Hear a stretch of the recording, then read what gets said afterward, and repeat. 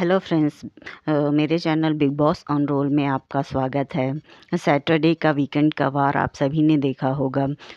आज हम वीकेंड के वार के बारे में ही बात करते हैं। Like I said, big boss ने दिग्विजय को घर से बेघर करके उसका ठीकरा, श्रुतिका और बाकी सदस्यों पर फोड़ने का फुल प्लान बना लिया है। और सैटरडे के एपिसोड में मतलब स्टार्टिंग से वही दिखाई दे रहा था कि मतलब सलमान खान आए और उन्होंने श्रुतिका से बातचीत शुरू कर दी। श्रुतिका मतलब फुल वीकेंड का वार बाइकआउट करने के मूड में अपने आप को फुल विक्टिम दिखाने के उसमें बैठी हुई थी। मतलब वो इस तरह से अपने आप पूरा दिखा रही थी जैसे उस सबसे ज़्यादा गलत उसके साथ ही हुआ हो, जबकि उसने एक सदस्य को मतलब बिना जनता के वोट से, घर के वोटों से और अपने निर्णय से उसने उसे घर घर से बाहर का रास्ता दिखा दिया था। लेकिन वो ऐसे बैठी थी जैसे उसके सबसे ज़्यादा गलत उसके साथ ही हुआ है। खैर, वो जैसा कर रही है उसे वैसा ही मिलेगा। ओके। सो और बिग बॉस ने अपना देखा जाए तो बिग बॉस ने अपनी इमेज के वाइट वॉशिंग करने की जो निंजा टेक्निक है उन्होंने शुरू कर दी है। उन्होंने पहले श्रुतिका को ब्लेम किया, उसके बाद वो धीरे धीरे शिल्पा जी पर आए, उसके बाद करण और चुम। मतलब आखिर में उन्होंने करण और चुम को ही जिम्मेदार ठहराने की कोशिश की कि वो दोनों ही हैं जो जिनकी वजह से दिग्विजय घर से बाहर हो गया है। दिग्विजय को बुलाया गया स्टेज पर, मतलब उसे स्टेज पर बुलाकर साइड में बैठा दिया गया उन सभी सदस्यों की बातें सुनने के लिए जिन्होंने कुछ घंटों पहले ही उसे घर से बाहर का रास्ता दिखा दिया। वो बेचारा मतलब कुछ घंटे भी नहीं हुए थे, ऑब्वियसली उसे कितना दुख हुआ होगा इस तरह से घर से बेघर होने में। जबकि उसे ये भी पता था कि वो बाहर की पब्लिक उसे बाहर नहीं करेगी, और उसके बावजूद वो घर से बाहर था और उसे बुलाकर स्टेज पर बैठा दिया गया और उन सभी लोगों की बातें सुन रहा था वो।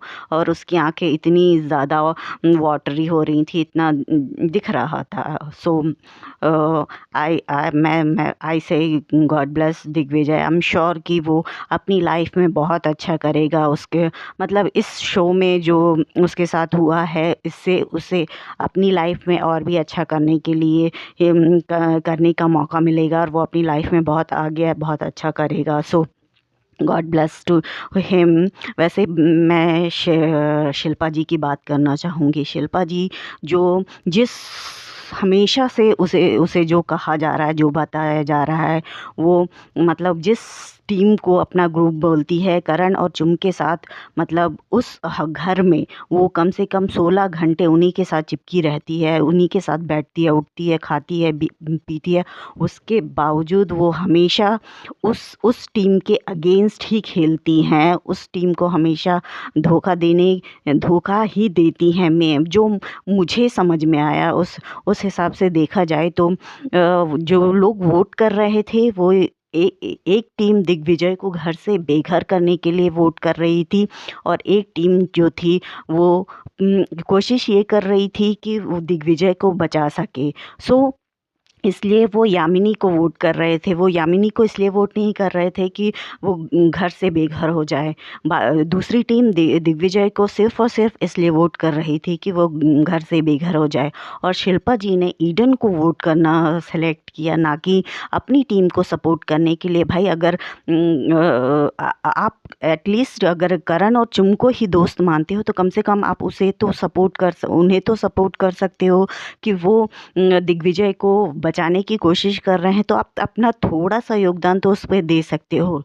लेकिन नहीं, शिल्पा जी ने सोच समझकर उस टीम को सपोर्ट किया। मतलब जो टीम विवियन, ईशा, अविनाश और जो रजत दलार और उनकी जो RD angels, fake RD angels हैं, शिल्पा जी ने इनडायरेक्टली उस ग्रुप को सपोर्ट किया, ईडन को वोट देकर।